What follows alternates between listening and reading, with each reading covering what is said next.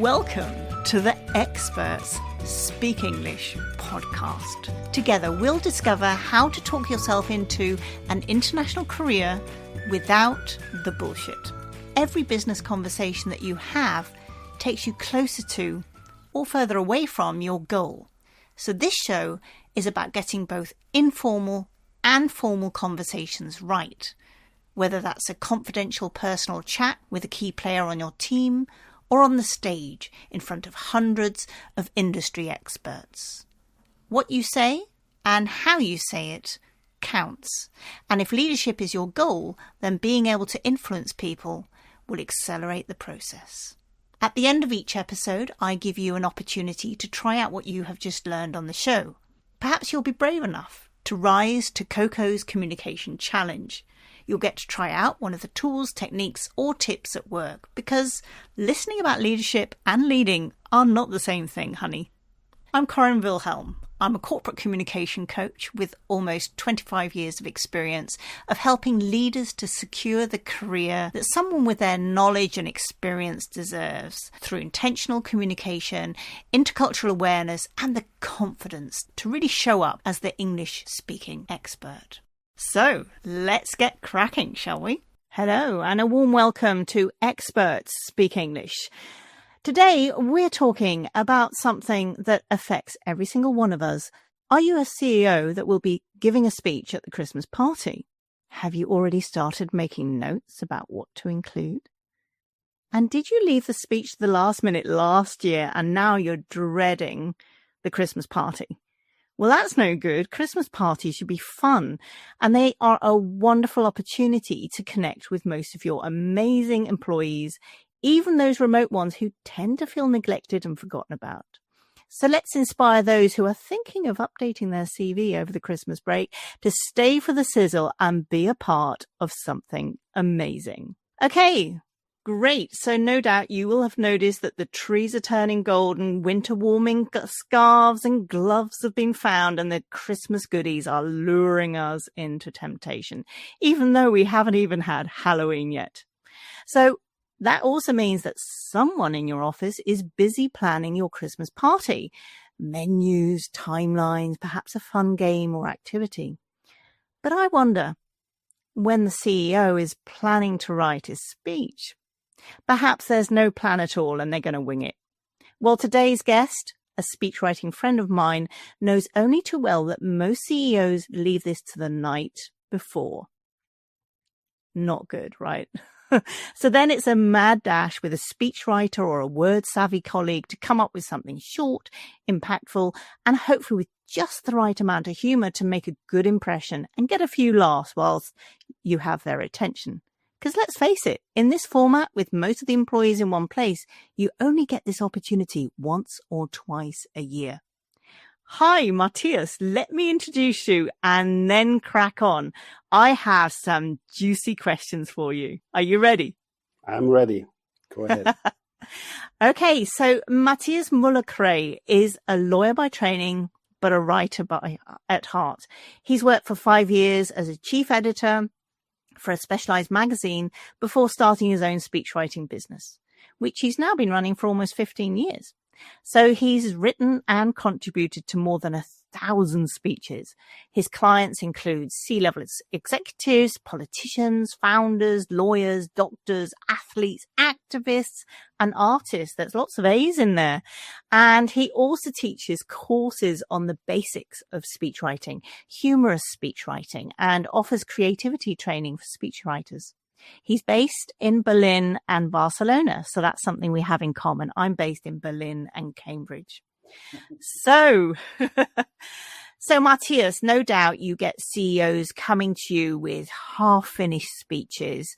What are the first things that you tend to change or talk to them about with these speeches?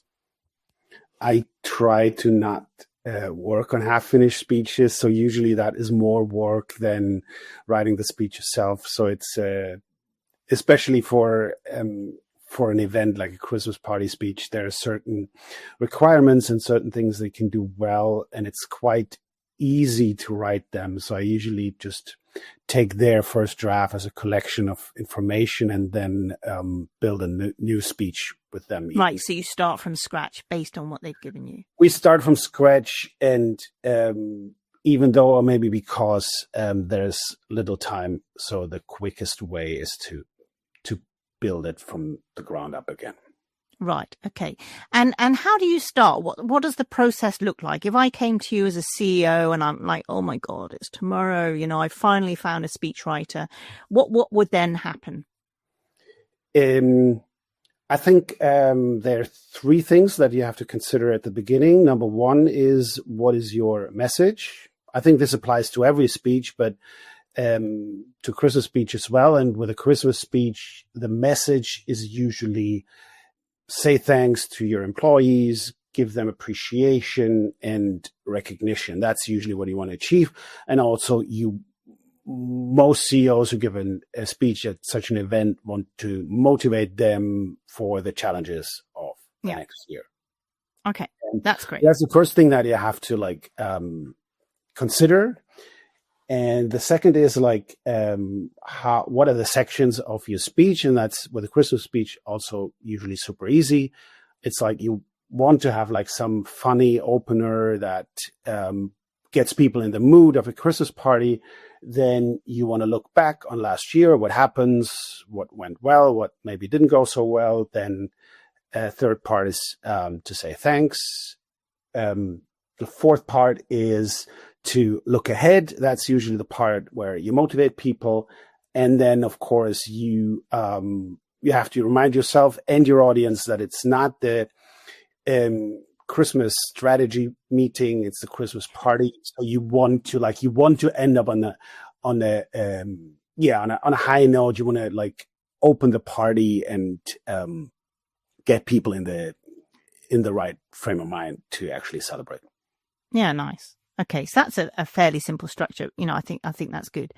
Okay, so what is it that kind of holds people back? Where do they get stuck in this? Is it because they don't they feel they have to be funny, but they don't feel that they're very funny?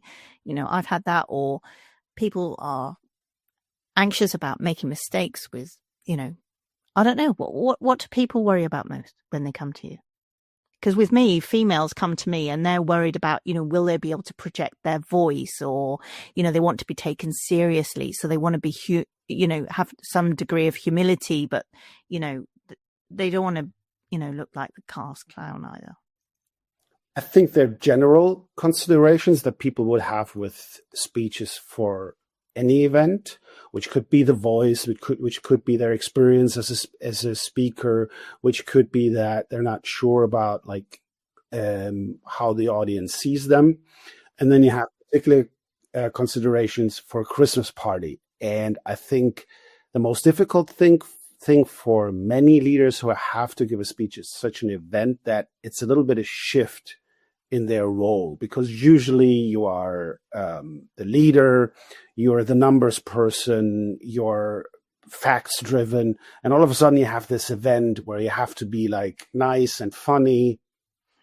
And for many people, that's a shift that is not easy for them. Yeah.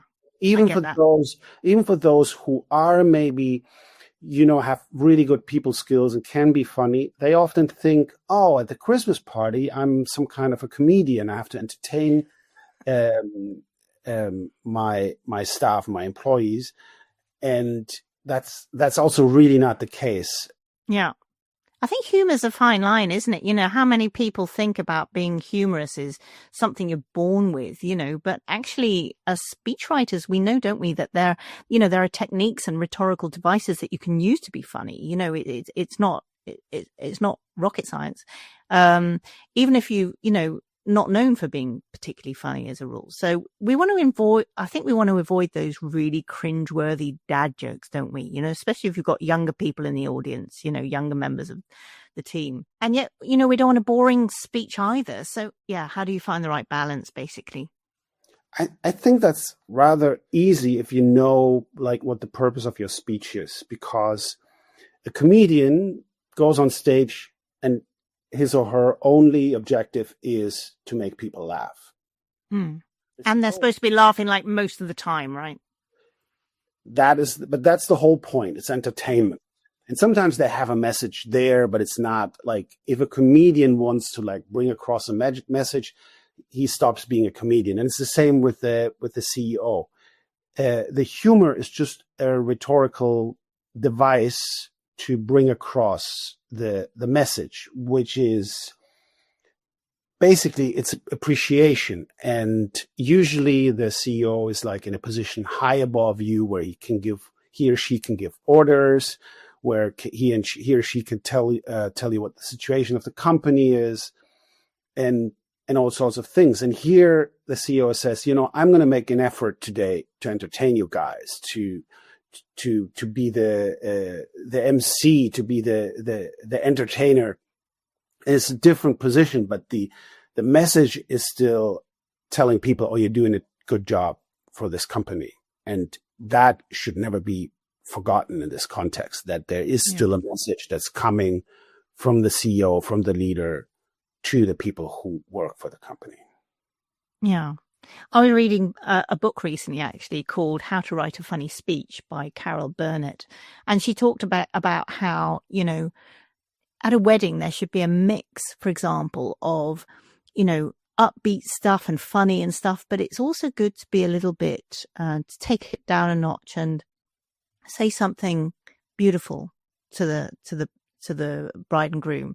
And I think it's the same with a speech going out to your employees. I mean, it's not a wedding, but, these are the people that are bringing you profit every day.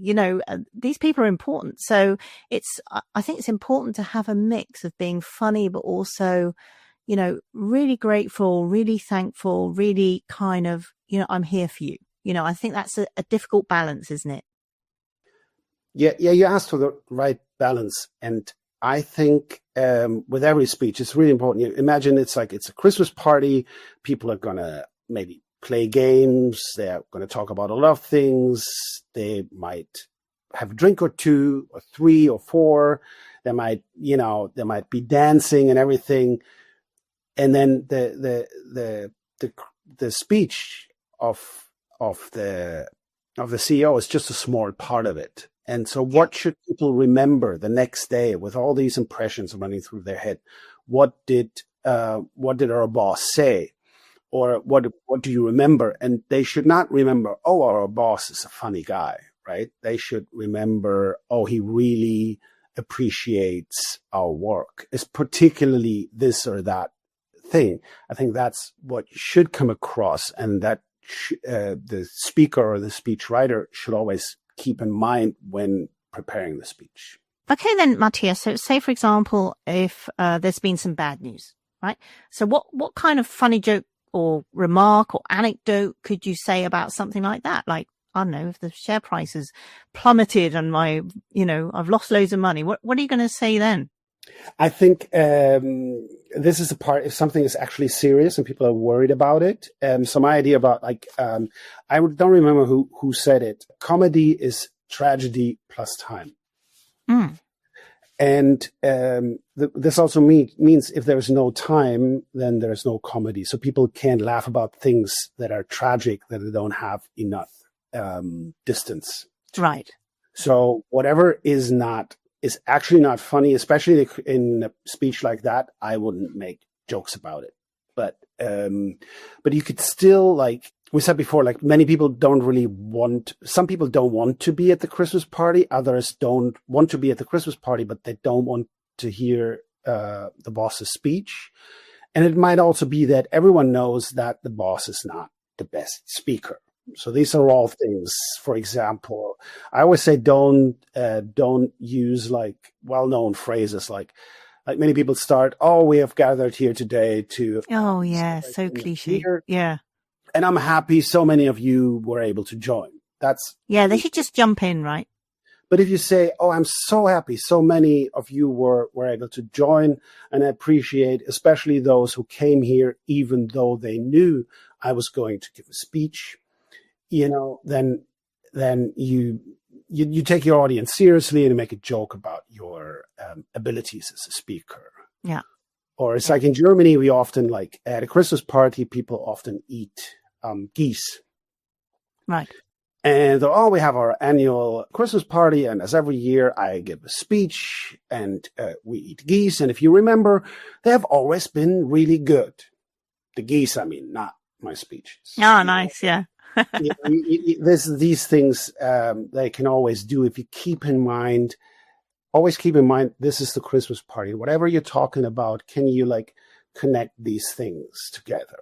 But that brings me on to another point, actually, because I think, there are 2 points here, really. There's practice and intonation. So if you're going to, kind of say your speech as if you're reading it from a piece of paper, in fact, some people might even read it from a piece of paper, then the joke is not going to work, right? A joke needs that timing element that you spoke about. You need to take a pause beforehand or wait for the punchline, or you need to make your voice go up and down. And to do that, you really do need to practice it, right? So if you're doing it the night before, bearing in mind they're probably asleep by the time it's finished and they're doing it in the evening, when are they going to find time to practice, right? So if you're going to get a speechwriter involved, don't waste the money on a speechwriter by not practicing the speech, So you need to, ideally, I would say 3 days in advance would be, for your stress levels, much better. So, and you'll also won't have to pay a surcharge for that last minute service. So, get in touch early, give yourself time to practice the speech. Be kind to yourself. You don't want to waste this opportunity. That's what I would say. Especially because like there are very few opportunities where actually everyone in the company is in direct contact with the executive. Really? And this is, I think it's time very well invested. Absolutely. I think so many companies, like after Corona, they were like, yeah, we can't wait for the Christmas party. We missed the Christmas party and stuff. But actually, a lot of companies are cutting back on that, which I think is ludicrous, really. All these remote workers, who are quietly working in the background and don't really get much cred or time in front of the boss or anything. This is an opportunity to get everyone together, and it should be honored with attention and, warmth, really. It's the time, to come together. I mean, I'm a speechwriter. I'm supposed to say this, but I also get a feedback from many of my clients who say, yeah, it's worth the time and the money to once per year really thoroughly prepare a good and entertaining speech for the people who work in my company. Yeah.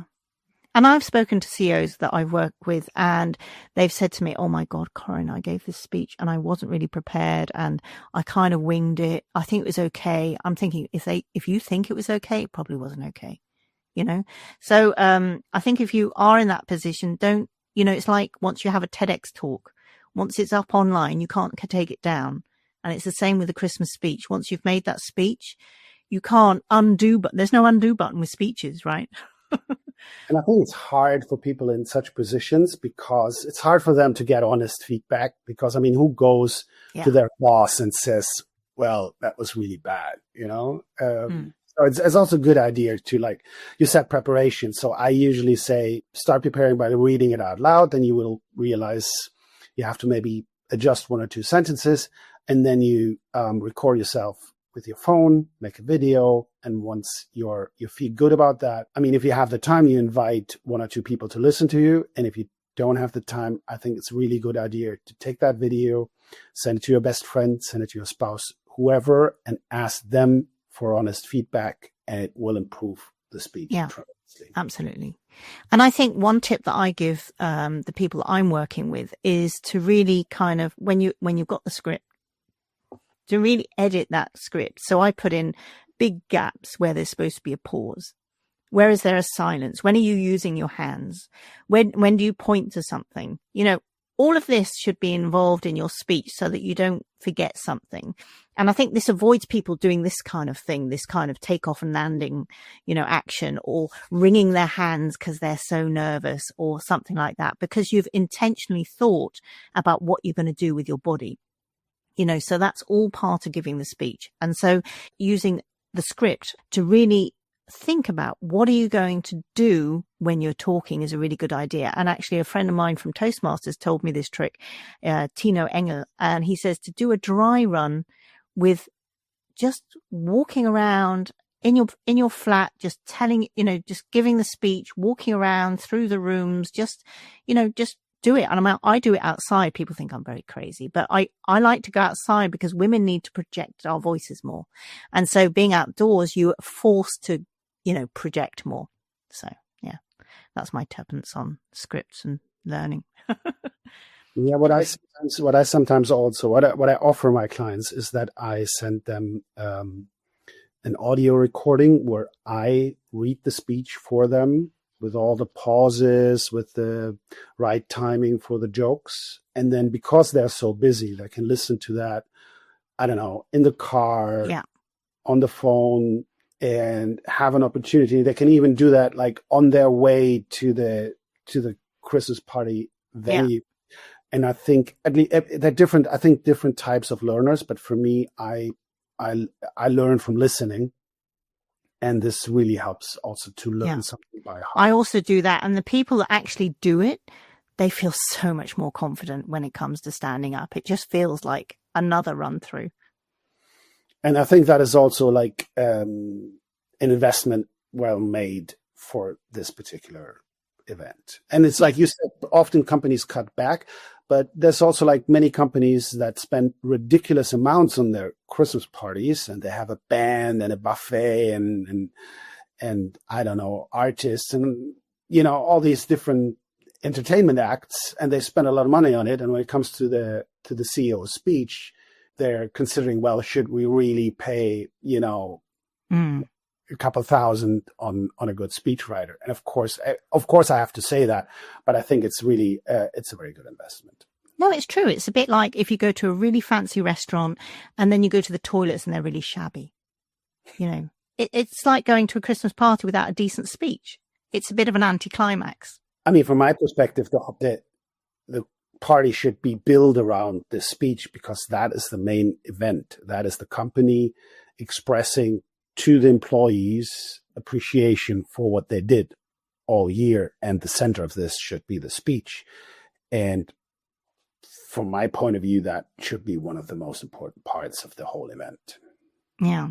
And one last point before we go, I think one subliminal message you can send when you do your speech is to make sure that you do it on time. Like, is there an agenda? If everyone knows that you're going to do it at 8, do it at 8, because you expect that from your staff. And so it's a good idea to make sure that you arrive the night before, or, don't get the last train, don't leave it to chance. Don't be the one that they're saying, oh, the CEO hasn't arrived yet, we have to postpone that. It just makes a bad impression. So try and avoid subliminal messages like that. I agree with that.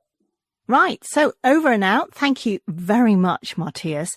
I will tell people exactly where to find you in the show notes. But for now, I think the best way to find you is via LinkedIn. And that is easy. You just go to, so it's Matthias, 2 T's and an H. And then it's Müller. This is a U. So I never used to be able to say that, but now I can say it. It's an U, is like an umlaut with 2 dots. And then it's 2 L's, Müller-Krey with a K. But I will put this in the show notes, don't worry. But connect with Matthias via LinkedIn, and feel free to, hire a speech writer when you need one. Take care and be the best that you can be. Every conversation counts. Goodbye. So now you have the formula. All you have to do for Coco's Communication Challenge is go away and have a go at putting together a Christmas speech. Remember, there are 3 vital ingredients: personality, humour, and humility. So give it a go. And if you need our help, feel free to reach out. Our details are in the show notes. And until next time, have a fabulous week. And remember that every conversation counts. Speak to you soon.